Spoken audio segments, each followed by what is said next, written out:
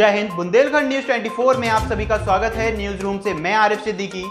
जैसा कि आजकल देखा जा रहा है कि उत्तर प्रदेश में प्रतिदिन हैवानियत भरी हुई बलात्कार, हत्या, लूट जैसी खबरों के मामले सामने आ रहे हैं। इसी क्रम में सबसे ताजा बहुचर्चित मामला हाथरस के सामने से आया है, जहां मनीषा वाल्मीकि नाम की दलित लड़की के साथ उच्च जाति के कुछ लड़कों ने बलात्कार किया और उसके बाद उसकी जीभ काट दी और उसकी रीढ़ की हड्डी भी तोड़ दी। बाद में मनीषा वाल्मीकि की अस्पताल में मौत हो गई और पुलिस ने उसे रात में ही पेट्रोल डालकर उसका दाह संस्कार कर दिया। इस घटना के बाद भारतीय जनता पार्टी में भूचाल आ गया। लखनऊ से लेकर दिल्ली तक पूरे देश में आम जनता मानस विरोध प्रदर्शन तथा कैंडल मार्च निकालने लगे और इसके बाद इस पूरे घटनाक्रम में हाथरस में जो प्रशासनिक व्यवस्था काफी लाचार और संदिग्ध दिखाई दी।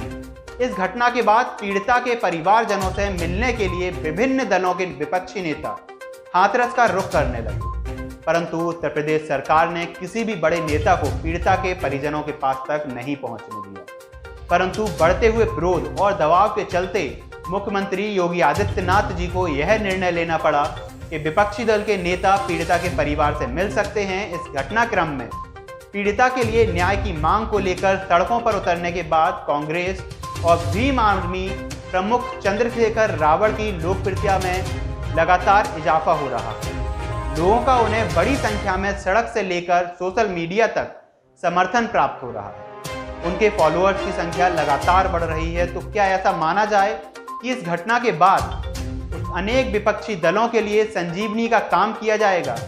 फिर यह माना जाए कि शासन और प्रशासन के बीच ठीक सामंजस्य न होने के कारण इसका लाभ विपक्षी दलों को मिल रहा है। लोगों का मानना है कि समय पर प्रियंका गांधी की सूझबूझ और राहुल गांधी के जोश की वजह से कांग्रेस को संजीवनी मिल गई और उन्हें भारी जन समर्थन भी प्राप्त हो रहा है।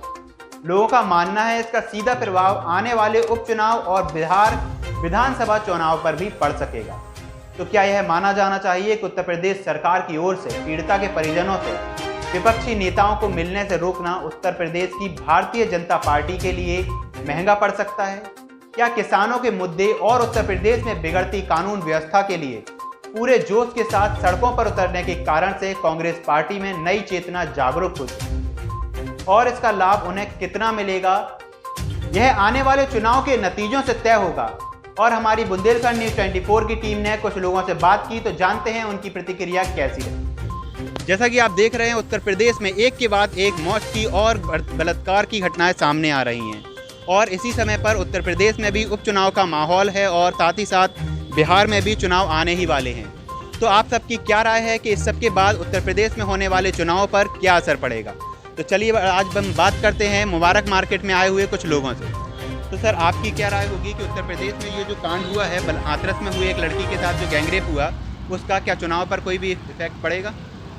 उस चीज़ से चुनाव पर तो काफ़ी इफेक्ट पड़ेगा। अगर हाँ लड़की को न्याय मिलता है तो अच्छा रहेगा चुनाव के लिए, नहीं तो चुनाव में काफ़ी इफेक्ट पड़ सकता है इस टाइम पर। सर, आपका क्या कहना है इस सब को लेकर? कांग्रेस जिस हिसाब की सक्रियता दिखा रही है, क्या उसका इस चुनाव पर कोई फर्क पड़ेगा? कांग्रेस की सक्रियता से फ़र्क बिल्कुल पड़ेगा और पड़ना भी चाहिए, क्योंकि मैं तो उसको निर्भया के केस से कंपेयर करूंगा। निर्भया के केस में भी अगर लोगों को इस तरह से रोका जाता, लोगों को प्रोटेस्ट नहीं करने दिया जाता, लोगों को अपनी बात ही रखने दी जाती, रातों रात बॉडी को जला दिया जाता, तो क्या होता? जो क्या इतना उसको माना जाता, क्या उसको इतनी जल्दी वो मिल पाता? बल्कि निर्भया की माँ ने खुद ने कहा था कि जो राहुल गांधी हैं उन्होंने उनको बैक से सपोर्ट भी दिया था, मॉनेटरी हेल्प भी की थी और काफ़ी उनको सपोर्ट दिया था। इस बार उनको जाने से रोक लिया गया। उन्होंने कहा अगर आपको दल से प्रॉब्लम है अकेला जाऊंगा, तब भी उनको रोका गया। तो क्या ये गलत नहीं है? इसीलिए इससे बिल्कुल फ़र्क पड़ना चाहिए। सर, आपको क्या लगता है इस चुनाव में राहुल गांधी, प्रियंका गांधी और चंद्रशेखर आज़ाद जो इतने प्रदर्शन कर रहे हैं, क्या वो इस चुनाव में गेम चेंजर बन सकते हैं? सर बन सकते हैं, बिल्कुल बन सकते हैं, क्योंकि जिस हिसाब से माहौल चल रहा है बीजेपी के हिसाब से, क्योंकि जो उन्होंने वादे किए थे और जो उन्होंने कहा था कि नहीं मैं देश को बचाऊंगा, देश की रक्षा करूंगा, हमारे देश के युवा ऐसे होंगे, तो सर ये थोड़ी ना सर ये चीज़ होनी नहीं चाहिए एक हिसाब से। लेकिन सर जिस हिसाब से गेम चेंजर की सर आप बात कर रहे हो, तो हो सकता है कि शायद नेक्स्ट चुनाव में गेम चेंजर हो। सर, आपके हिसाब से जो उत्तर प्रदेश में हो रहा है, हाथरस की बेटी के साथ जो कांड हुआ, उसके बाद बीजेपी सरकार का, अन्य सरकार के लोगों का उस बेटी के घर वालों से ना मिलने देना बीजेपी सरकार पर भारी पड़ सकता है? हाँ बिल्कुल भारी पड़ सकता है, और लोगों से ना मिलने देना, और जिस तरीके से देखा जा रहा है कि राहुल गांधी प्रियंका गांधी को रास्ते में जाने से रोक दिया, रास्ते में ही उनको रोक दिया, नहीं मिलने दिया जा रहा है। इसका मतलब ये हो सकता है कि कहीं ना कहीं इसमें सरकार का ही हाथ हो। सरकार इसी वजह से कुछ उनके ऐसे क्लू हों, कुछ ऐसे राज हों जो शायद उन लोगों के मिलने से खुल सकते हैं, इस वजह से शायद सरकार उन्हें नहीं मिलने दे रही है। और अगर ऐसा होता है तो कई लोग इसके विरोध में भी होंगे कि नहीं ये गलत है, क्योंकि जब निर्भया का केस इसी तरीके से हुआ था दिल्ली में, तो वहाँ ऐसा कुछ भी नहीं हुआ था, वहाँ लोगों को मिलने से नहीं रोका गया था, लेकिन यहाँ रोका जा रहा है। तो क्यों रोका जा रहा है? इस बात के लिए सरकार को कहीं ना कहीं जिम्मेदार ठहरा जाएगा। सर, हमारा एक और सवाल है आपसे कि इसके बाद, अब इस कांड होने के बाद उत्तर प्रदेश में जो 2022 में चुनाव होना है, उसमें से किसके जीतने के ज़्यादा चांसेस हैं, महागठबंधन के या भारतीय जनता पार्टी? महागठबंधन के, क्योंकि सर भारतीय जनता पार्टी जिस हिसाब से काम कर रही है सर, लग नहीं रहा है कि अगली बार वो चुनाव जीतेगी, क्योंकि सर जो इंसाफ उन लोगों को मिलने चाहिए थे सर वो नहीं मिल पा रहे हैं, तो महागठबंधन के ज़्यादा चांसेस हैं। चलिए, तो आज हमने अलग अलग लोगों से बात करके उनकी अलग अलग राय ली, तो चाहेगा कि जिस हिसाब से कांग्रेस के लोग, कांग्रेस के कार्यकर्ता मनीषा के घर हाथरस पहुंचे और उन लोगों को वहां नहीं जाने दिया गया और पुलिस ने उन्हें बीच रास्ते में ही रोक दिया, बताया जा रहा है कि सपा के कार्यकर्ताओं को भी वहां नहीं जाने दिया जा रहा है, तो क्या इस कार्य से बीजेपी के फेस पर कोई इफेक्ट पड़ेगा?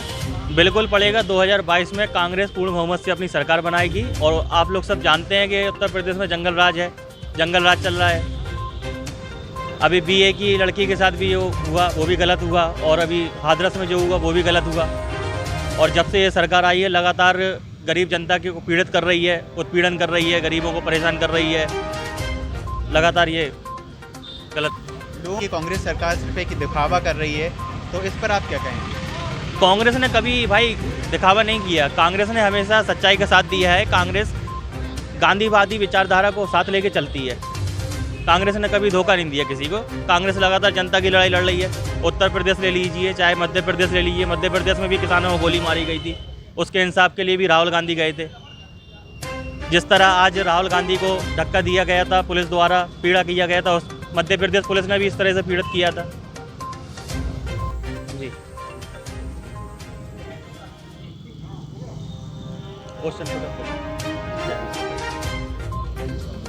देखिए आप 2022 में जो चुनाव होंगे वो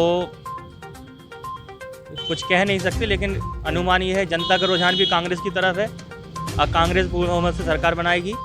और इससे पहले भी योगी जी ने 14 दिन के बाद एक्शन लिया, इससे पहले एक्शन क्यों नहीं लिया? डीएम को, एसपी को आज सस्पेंड करा, इससे पहले सस्पेंड क्यों नहीं किया?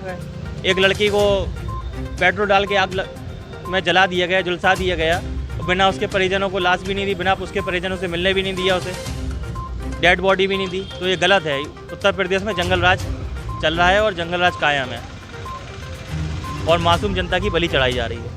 जैसा कि सर अभी आपने देखा कि कांग्रेस और अन्य पार्टी के लोग वहां पर प्रदर्शन करने पहुंचे और उन लोगों को बेटी के घर तक नहीं जाने दिया गया, तो इससे लेकर आप क्या कहना चाहेंगे? वैसे तो मैं इस विषय में कुछ नहीं कहना चाहता हूँ, ये बहुत ही निंदनीय और दुखनीय घटना है।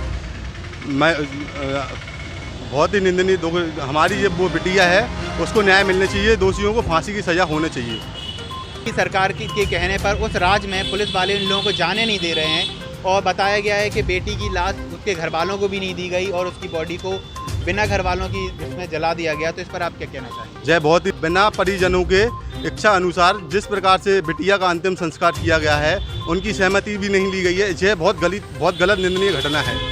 अगर आपको लगता है कि कांग्रेस को इसका लाभ मिलेगा या नहीं, हमें हमारे कमेंट बॉक्स में आकर बताएं और वीडियो को लाइक करें और ज़्यादा से ज़्यादा शेयर करें।